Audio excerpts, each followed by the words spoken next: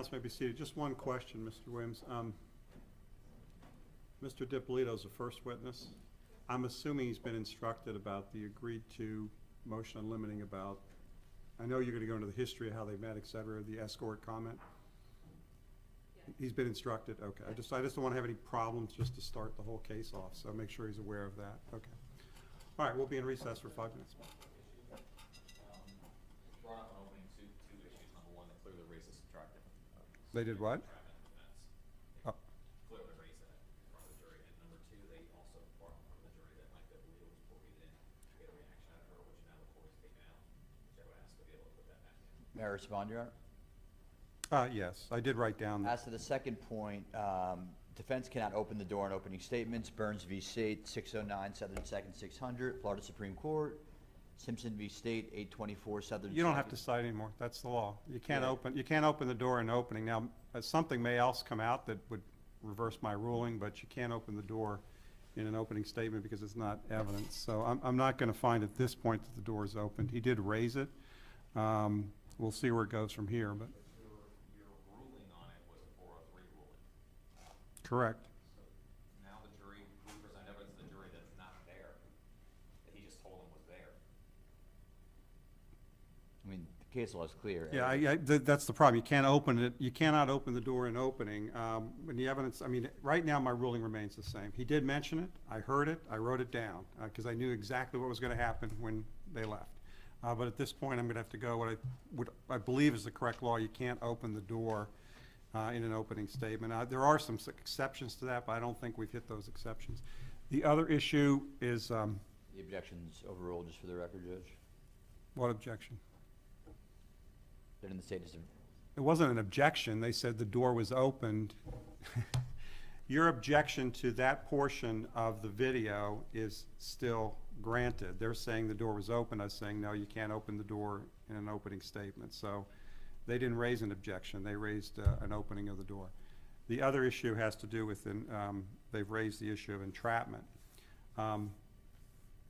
Again, I'm going to see where the evidence goes, but I'm going to tell you that I'm going to be looking at that very, very closely as this case goes forward, because actually what you are arguing is entrapment without saying you're arguing entrapment. You're basically saying that the Boynton Beach Police Department created a crime. Creating a crime is entrapment. I don't know how you get around that, but that's what you're arguing. You can also argue, as I've already said, that the integrity of the investigation, of course, raises reasonable doubt. But the argument here basically is that they created this crime. That's entrapment. We're not saying they created a crime. We're saying they took a situation that could have been otherwise diffused and they escalated it and manufactured something. We're not saying. That's still entrapment. It's not entrapment. Entrapment is creating something, you can laugh all you want, counsel, but, you know, let's try to remain professional. We're not saying that the Boynton Beach Police Department picked on Dalia Dippolito and picked her out of nowhere and tried to get her to admit to doing something that she wouldn't do. He's got tons of evidence that they're arguing she had a disposition to commit the crime. What we're saying is there was also a component of domestic abuse that wasn't looked into, and that they chose to exploit one avenue. They could have taken another avenue, didn't do that. And that signals that they didn't really believe that she intended to do it. That's different than. Well, Mr. Claypool, I've already ruled that this evidence comes in either way. It's coming in. What I'm suggesting is what it sounds like is entrapment, but it also comes in because I've told you that you can always attack the policies, procedures, method of investigation of law enforcement to raise the whole issue of reasonable doubt. And you're doing that. I'm not sure what Mr. Williams was going to ask me to do after he said it sounds like entrapment. I'm not doing anything at this point. I'm just saying it sounds a whole lot like entrapment, but you can always try to raise reasonable doubt by attacking the integrity of a police investigation. It happens in every criminal case. and just something to keep in mind, Judge, moving forward, entrapment generally suggests that she actually committed the crime. We're not suggesting that she committed the crime, Yeah, Your Honor. entrapment is an affirmative defense. It's an Correct. admission and avoidance. That's what entrapment is. I admit I did it, but here's why. Not Admission admitting and she did it. We're avoidance. saying she never actually got to the point where she developed the intent. Again, I don't, I'm not even sure what Mr. Williams wanted me to do with it at this time. I'm just saying, it sounds a lot like entrapment, but you can also raise the issue with respect to reasonable doubt. So, the case is, going to proceed the way it proceeded before for the most part, so with a few additions. So, let's take our 5-minute break. When we get back, we're going to have, the first witness. What's in recess?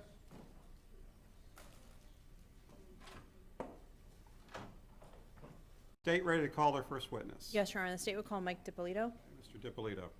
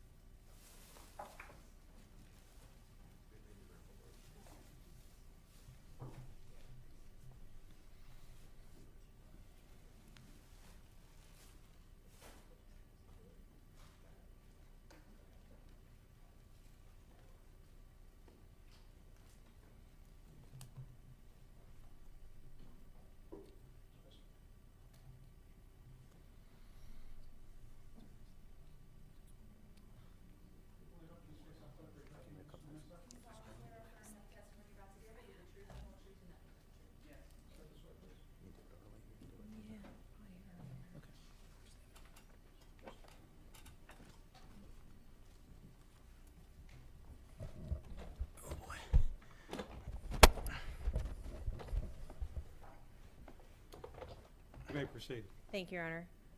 Good morning, sir. Good morning. How are you? Okay. Could you please introduce yourself to the jury and spell your last name for the record? Hi, my name's Mike Dippolito, Dippolito, And where do you live? 1329 Via de Pepe, Boynton Beach, Florida, 33426. And what do you do for a living? I do internet marketing. We basically send emails out, collect data, sell data. Were you previously married to the defendant in this case, Dalia Dippolito? Yes, And are you now divorced?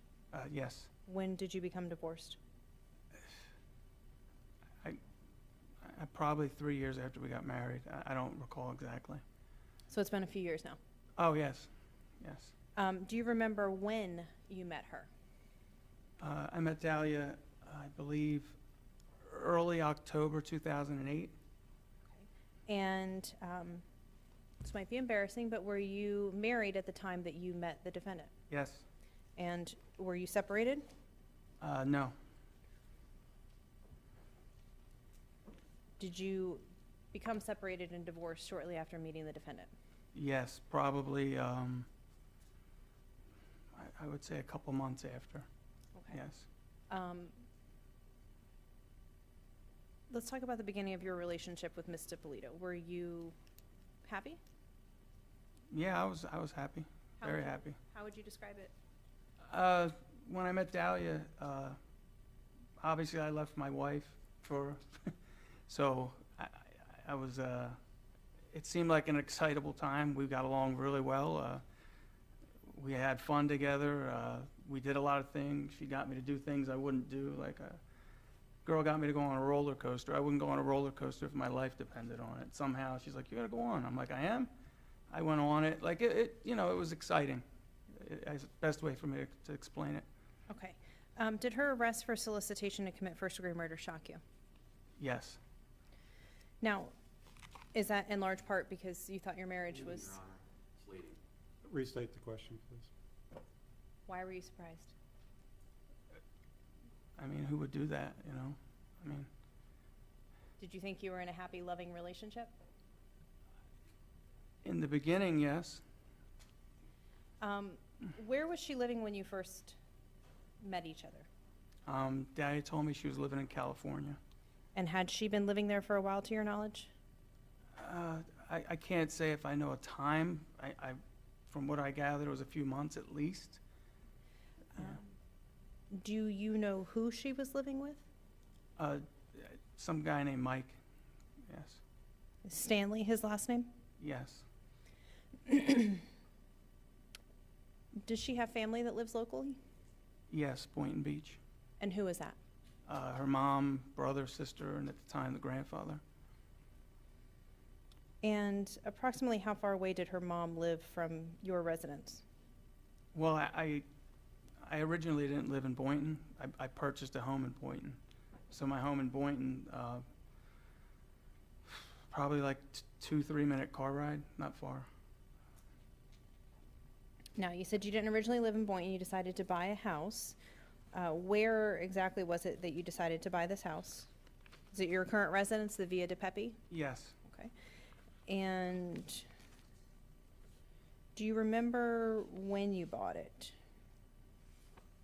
I bought the house, I believe it would be early January 2009, I believe.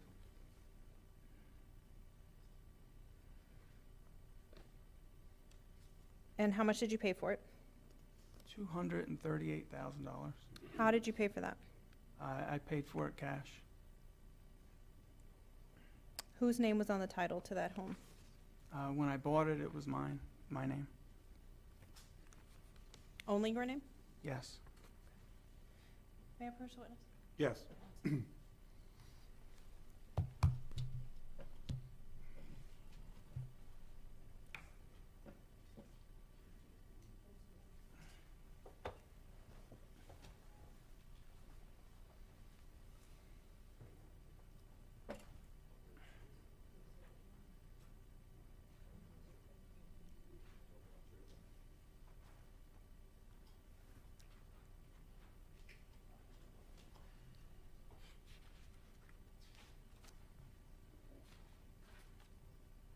I approach the witness? Yes. All right, sir, I'm gonna hand you what's been marked for state's identification purposes as exhibits, if I can get this out, 29, 30, and 31. Okay. I'm gonna hand you 29 first, if you can take a look at that. Do you recognize that document? You wanna thumb through it? I know it's a deed, I just don't know which one. 20,000. Does it appear to be from when you first purchased your house? Oh, you want to laugh? Yeah, that's the date, January 28th, 09. Sorry. Your Honor, at this time I introduce exhibit 29 into evidence. Any objection to states 29? Yes, Your Honor, may we approach? Yes.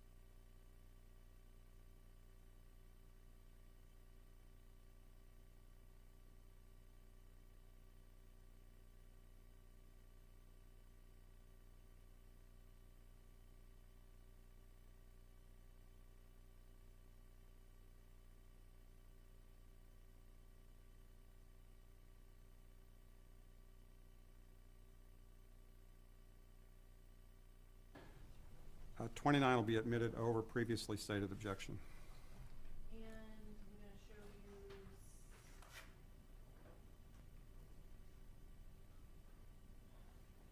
State's Exhibit 30. To your recollection, or is your signature on there? Yes. Okay. And to your recollection, in purchasing the home, was a quick quitclaim deed later done, placing both of you on, the property, Yes, okay? And I'm gonna show you State's Exhibit 31. Do you recognize your signature on there as well? yes, And, we'll get into this later, but did you later on quitclaim the deed solely to your ex-wife? yes, I did. Your, at this time, the state would offer States 29, 30, and 31. 29, we've already dealt with. Same objection, Mr.? On previous grounds. Okay, so 30 and 31 will be admitted over previously stated objection. Okay. Okay, so originally it was your name on the title to the home. Yes. Now, when did you and the defendant get married? February 2nd, I believe. Of what year? 2009, sorry. And who brought up the idea of marriage? We both did. Now, Mike, are you a convicted felon? Yes, And have you been convicted of 2 different felonies? yes, I believe. Yeah, it was all wrapped together, but yes, yeah. So when you say it was wrapped together, was it one large incident? I had gotten in trouble, and I guess when they sentenced me, I had 3 counts, and you only go away for, all at the same time it all happens. I guess they call it concurrent. So that's what it was, yes. Did you plead guilty or did you go to trial? I pled guilty. And what is the sentence that you agreed to? There's 3 of them. I think the first one carried 2 years, the second one was 15 in the probation time, and the last one was 2 years of prison and 28 years of probation. Okay, so collectively, how many years did you serve in prison? 2 years, And how many years were you on reporting probation? 14. Okay. As part of your original plea agreement, how many years were you supposed to serve on probation? 28, Okay. yeah. All right, before we go into the specifics of it, let's go back. What is it that you did that caused you to become a convicted felon? We were trading commodities, and basically the commodities, we didn't have a license to do it, and we didn't even have an account to trade them. So I had worked at a place prior that gave me the idea to do it after learning that they weren't even trading the commodities. And at the time, I had a horrific drug habit, and I really wasn't thinking too clear. I didn't care. And I completely honest, I never imagined I'd get the sentence I got. I figured, I'll get a couple years, I know it's coming anyway, and I gotta stop getting high, and I didn't care. So, but basically I stole money from people, though. That's what we did over the telephone. Okay, let's talk about it for a minute. The individuals that you were taking money from, were they elderly people? I'm sure some of them were older, yeah. People with money to invest, They were investors. They thought they were investing in an opportunity to make money, okay? yes. And what'd you do when they gave you money? We would take the money, and I would give half to the salesman, I'd take my half, and I'd hole up in a hotel as long as the money lasts, and then we go back at it again, Okay, yeah. let's talk about you for a second. You said that you had a horrific drug habit. When was the first time that you started first time you had a drink? 10 years old? Okay. When's the first time that you did drugs? Probably 12. Where'd you grow up? Philadelphia. And tell me about your childhood. My grandparents raised me. Both my parents are addicts. Luckily, I had good grandparents. They took me in, and Yes.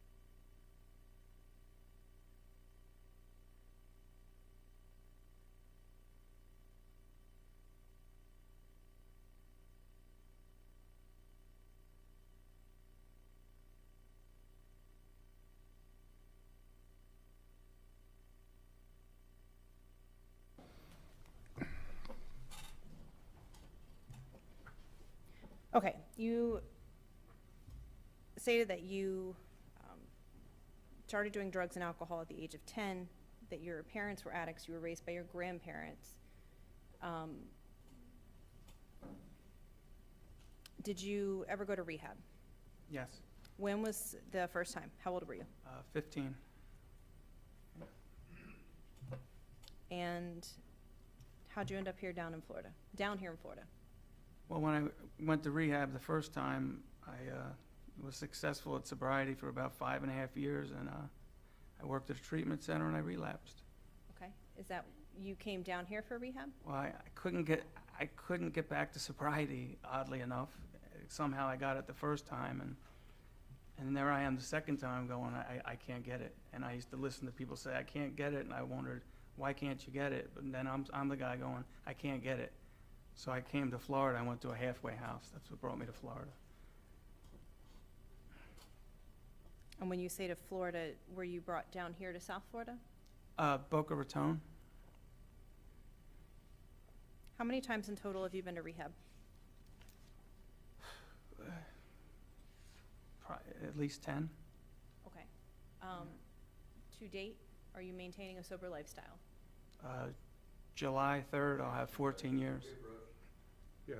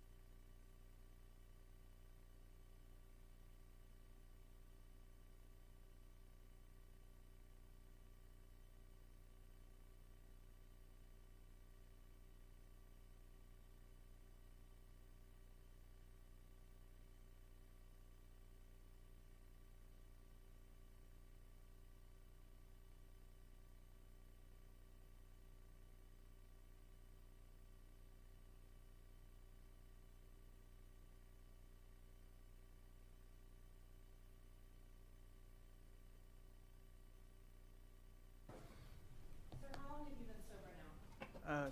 Next month, it'll be 14 years. Now, when you were arrested,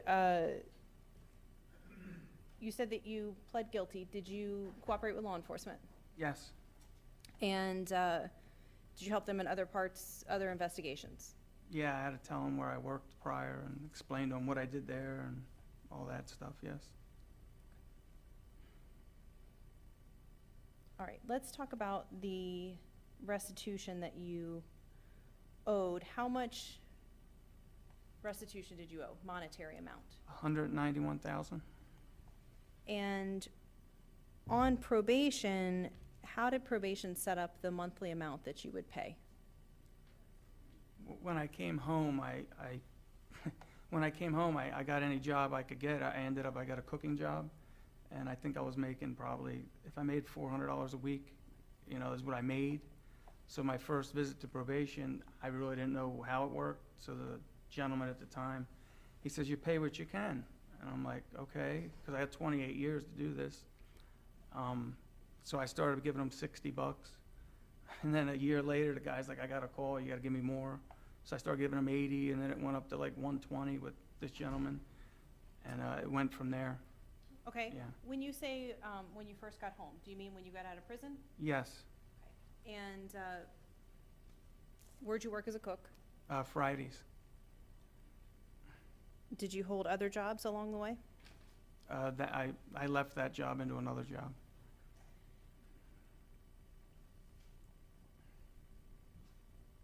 Did you eventually, you said that you're in internet marketing now. Were you in internet marketing at the time that this alleged crime happened? No, I didn't even know how to turn a computer on, so, Sorry, yeah. my question was confusing. At the time that the defendant was arrested, were you, the time you met her and you married to her and eventually she was arrested, were you doing internet marketing? Yes, that was my own, I have my own business, that's what I do. Okay. How'd you learn how to do that? Well, my second job after Fridays was with a friend of mine, and they did email marketing, and I really didn't even, like I said, know how to use a computer, so it took a while for me to even understand what they were doing. And I started there at my friend's company, and I learned, how to send emails out and how to contact companies about sending emails out for the companies, and it went from there. Did you eventually open your own internet marketing company? Yes. What was the name of that company? Back then, it was Mad Media. Okay. The friends that you were working for before you opened your own company, what was the name of that company? M Revolution, and it was another name before that. E-List Marketers was before that. But the E-List Marketers and M Revolution? Same owner, yes. Now, with the restitution, the victims that you had, did they also file a civil judgment against you? Yes. And was money paid towards that civil judgment? I never paid any money towards it, but I've had a tax return taken from me for it. I don't know how to answer that. How much was that? Sorry. tax return? $25,000. You said that you had 28 years to pay off the restitution. What was your plan? Well, I'll be honest with you, when I took the sentence, I wasn't happy to take it, because I'm like, this is stupid, I'll never be able to do this. And then my lawyer's like, take it, you come home, we'll figure it out, we'll make a settlement. I'm like, okay. Yes.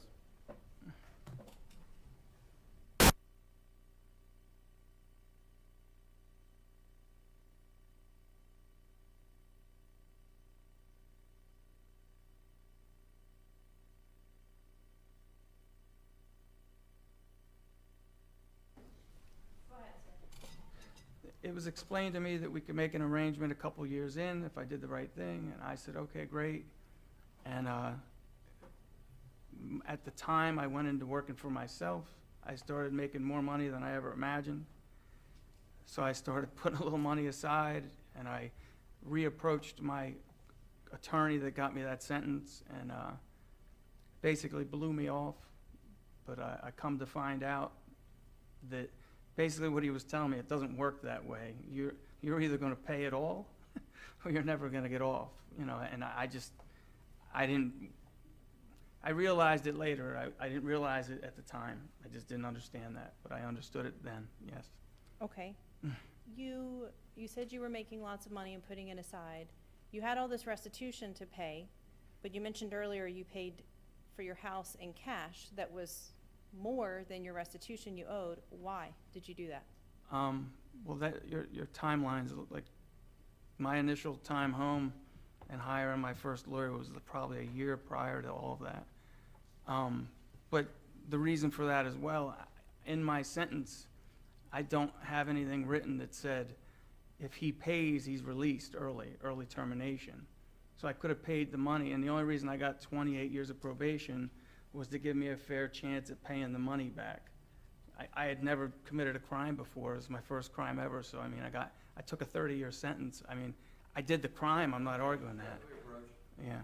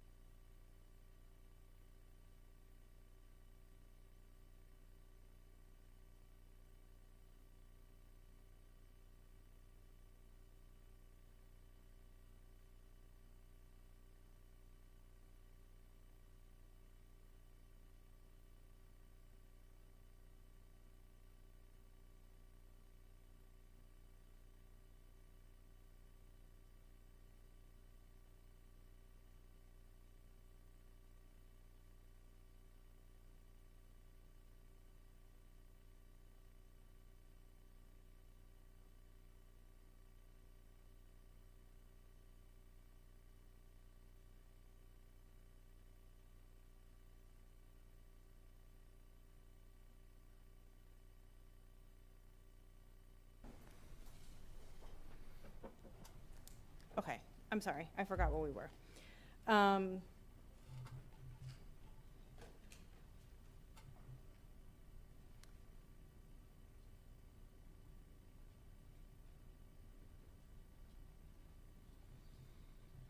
Sorry, I'm trying to backtrack of where it was. Have you, to date, paid in full the $191,000 in restitution? Yes, And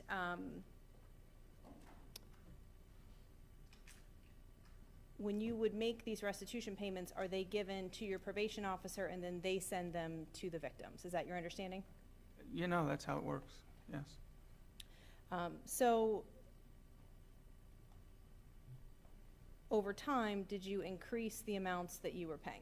Yes, But there were times that you bought this house, but you didn't put that money towards the restitution, right? yes, In your mind, were you thinking you have 28 years to get this done? no, Did a court recently grant your motion and terminate your probation successfully? yes, So are you currently off probation? yes. And how many years were you on it successfully I before you did completed? 14 years, yeah. And that's in addition to the 2 years in prison. Yes, Did Ms. Dippolito know that you were on probation? yes, Did she know what it was for? yes, And was that prior to your marriage that you yes, discussed that? yeah. When you had discussed these things, had you talked about what your sentence would be if you violated probation? Yes, We talked a minute ago about your prior drug problem. Was she aware of that? yes, Objection, Judge, we approach. Yes.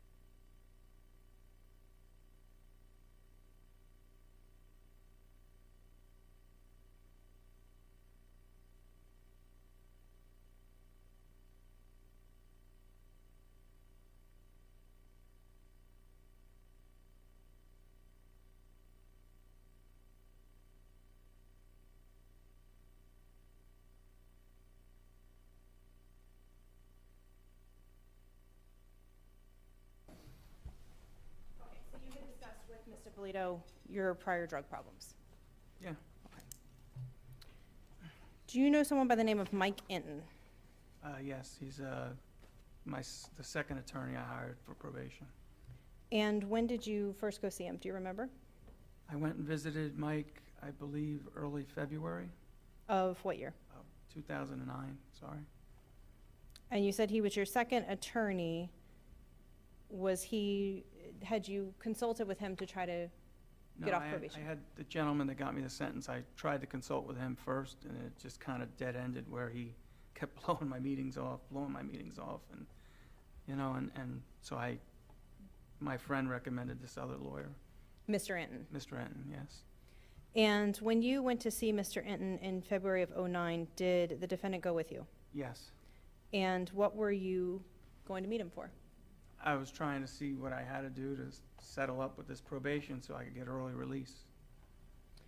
Now, what did he tell you? Well, that's when I got the, Back to the listener. Approach.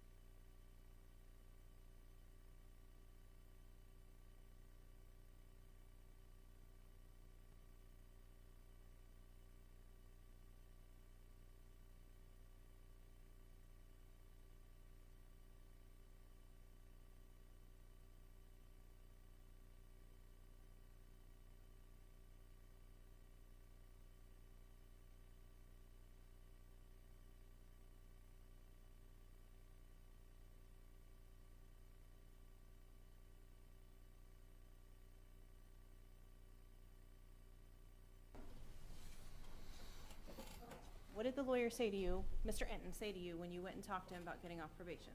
He said you have to pay the full 191, and he laughed. He says that they'll never let you go otherwise. Okay. So then, yeah. And as a result of that, did you then talk to the defendant about this restitution issue? Yeah, but that's the wrong. You say I'm wrong. No, it's, we spoke about it prior to going to this attorney. Okay, Yeah. maybe I'm off on the time, and I apologize for that. When you and the defendant had discussed the restitution, you mentioned earlier she was aware that you owed $191,000. What had you all discussed about the restitution? Dalia offered to pay 91,000. She says, I'll pay the 91, you put the 100 up, let's be done with this so we can travel and do things like a regular couple, you know? And when she offered to put up $91,000 to help you pay this restitution, did you think that she could do that? Yeah, she said she could, so I believed her, yeah. Well, did she otherwise seem to have money? Yeah, and part of my attraction to her, I felt like she was equal to me. I didn't have to carry her. It was like, it was just nice, you know? Did you all have your own bank accounts? Yes, Did she have her own car? yes. What kind of car did she have? A Mercedes, Did she also drive your cars, though? sometimes.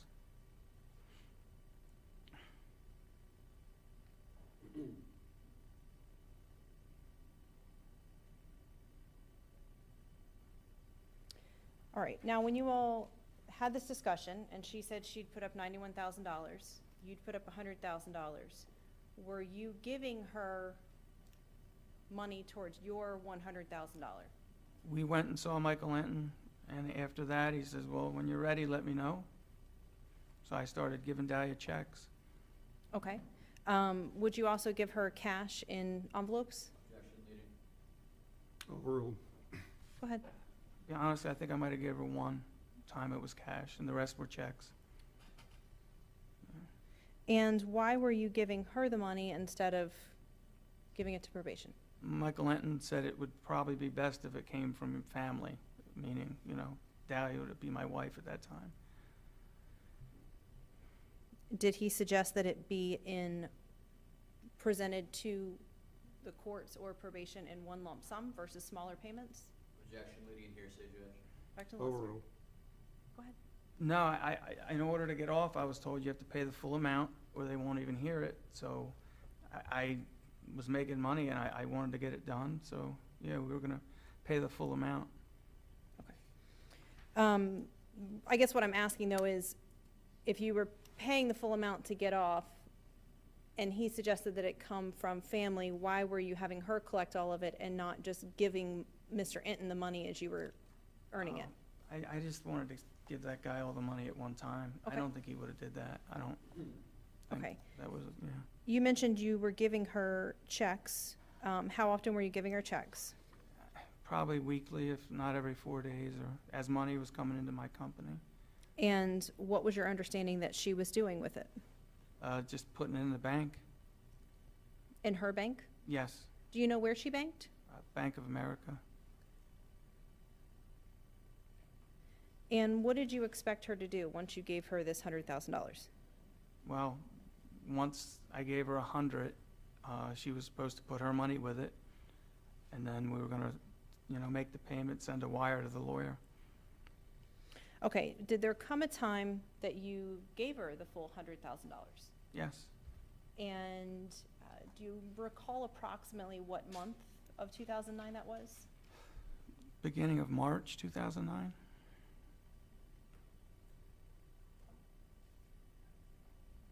And at that point in time, once you'd given her all the money, she's supposed to combine hers.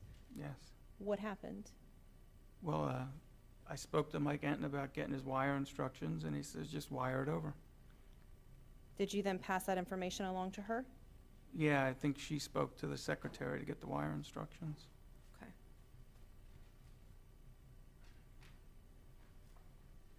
Now, did she indicate to you that she had taken care of it? You mean, did we send it? Wired it, sorry.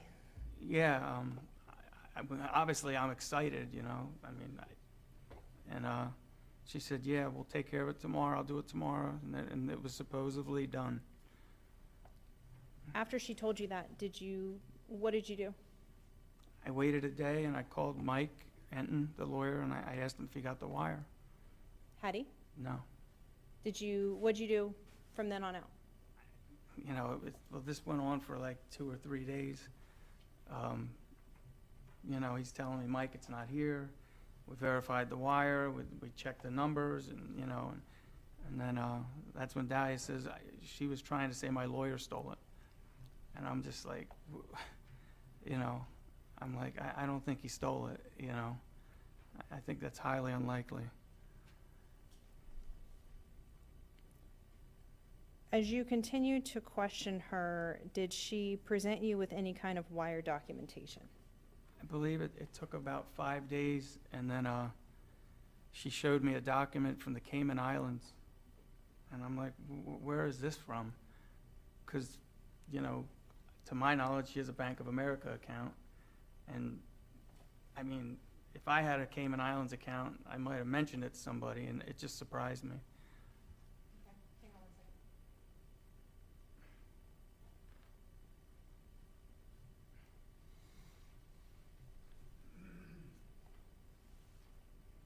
May I approach the witness? Yes. I'm going to hand you what's marked as State's Exhibit 16 for identification purposes, if you can take a look at that. Do you recognize that document? Yeah, What is it? it's Cayman National Payment Request. And, I mean, I'm just looking at it, it looks like a bank wire transfer Was form. that the document that she showed you? Yeah. You questioned her about this wiring? Mm-hmm, yes. Your Honor, at this time, the State would offer State's Exhibit 16 in evidence. Objection, we approach. Yes.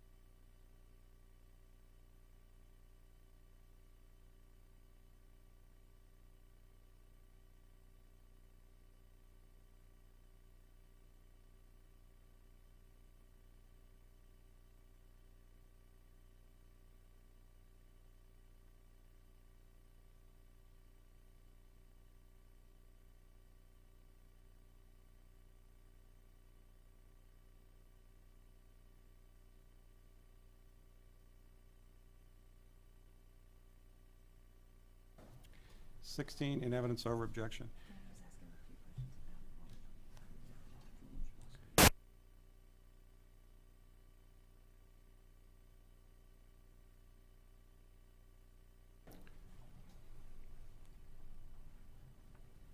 16 is in over objection? 16 is in over objection. Okay.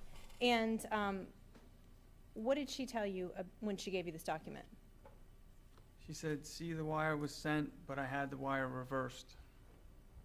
Okay, and may I publish it to the jury? Yes.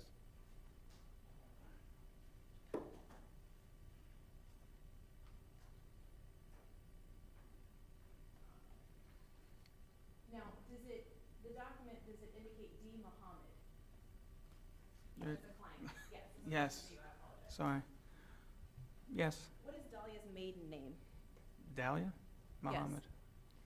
And Mike Hinton, That's my lawyer at the time.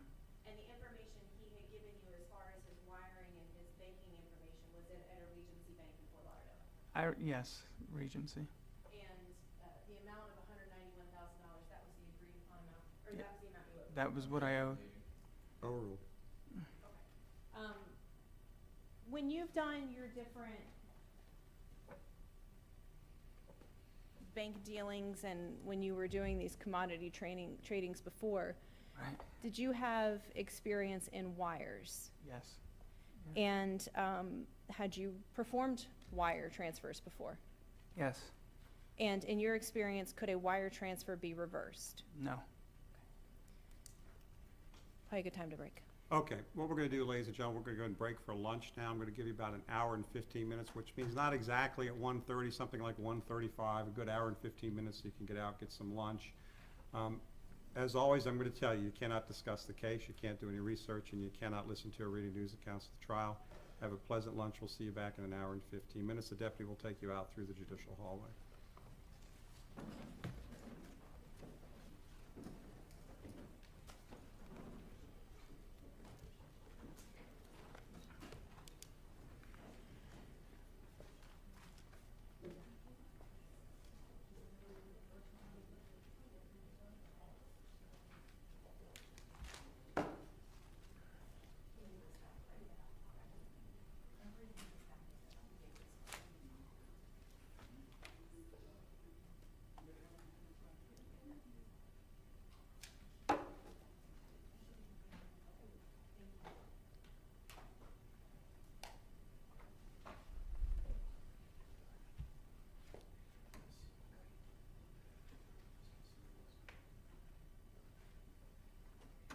All right, counsel may be seated.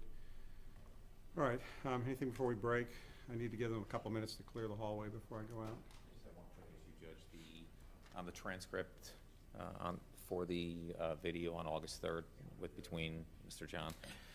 I read Martinez versus State, which is the case cited in the jury instructions for this, and it clearly says if there's a dispute between the parties, that the court is required to review it and look through it. So I was going to provide you a copy of the CD with the subtitles on it and an actual Can I just interrupt? Can we have transcript. a witness in the Pardon me? courtroom? If we're gonna have legal argument, can we excuse the witness? We can, but this has nothing to do with this particular witness, but Try to see no need for him being here while we have. we can excuse the witness if you think it's an issue. Where's Mr. Dippolito? He's right there, Judge. You can't see Good. him. I'm sorry, you're sitting right there, and I There you didn't see you, Mr. Dippolito. You're excused anyway, because we're No, taking a lunch okay. break. So just, the only thing I'm going to ask Mr. Dippolito is, those jurors are going to go out down there in the elevators and leave. Just kind of hang here for a minute to make sure you do not interact with the jurors on the way out. And obviously, there's other state witnesses outside. We'd ask that he not speak with other Okay, state he's under witnesses. oath, it's the middle of his examination, he can't discuss his testimony with anyone. Okay, I'll let him walk out, then we'll discuss this issue.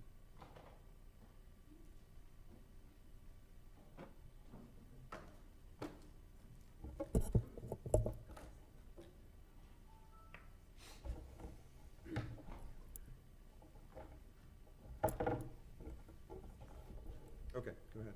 So since they're not stipulating to anything on it or any portions of it, the court has to review it, and so I'm gonna provide a copy of the transcript. I'll even give you the CD with the transcript, so it'll kind of make it easier for you, that has it on there. But they're duplicates of one another, so that way you can review it and make sure it's accurate. Okay. And when he says the transcripts, is he referring to the subtitles? I'm gonna give you both, so the disc with the subtitles and a physical transcript. Yeah, well, they're basically the same thing. Same thing. Because a transcript, a subtitle is nothing more than a transcript that has been superimposed on a video. That's all it is. It's still a transcript. I'm just not sure if the same person did them. I don't know if someone from the state attorney's office did the subtitles and somebody else did the transcript. I mean, I'm Well, the just, transcript would have done, I'm assuming the transcript probably would have been done by a court reporter, but that's not the issue. I'm supposed to review and determine the accuracy.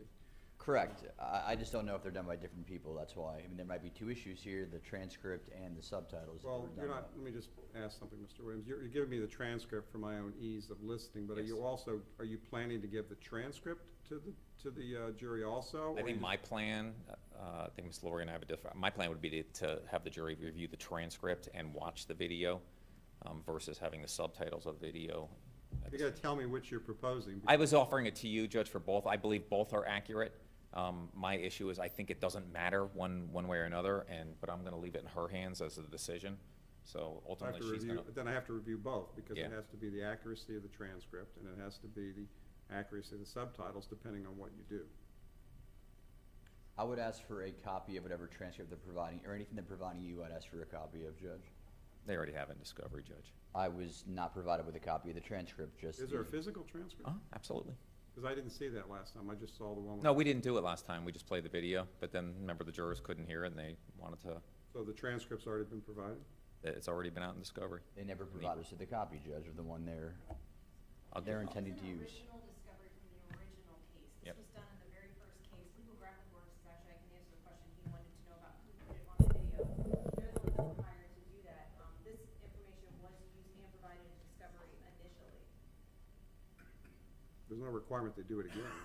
Sure, I'm just simply asking for the courtesy, if they're gonna make you a copy, to make a second copy, and it takes 3 minutes. State mind making a copy of the transcript? That would be no, Judge. I'm I'd sorry, ask- Mr. Williams, I couldn't hear you. I said that would be no. I don't mind. You don't mind, okay. So just make Mr. Rosenfeld an extra copy. Give me the copies, I'll look at them in my spare time. Okay, anything else before we break? All right. And judges, I guess just today, is it just Mr. Dippolito testifying, or are they gonna have additional witnesses? I have no, that probably depends a lot on how long your cross-examination is. Yeah, so I don't know. I'm assuming Mr. Dippolito's gonna be some time on the stand, but, But we're ready to go if we need another witness. okay.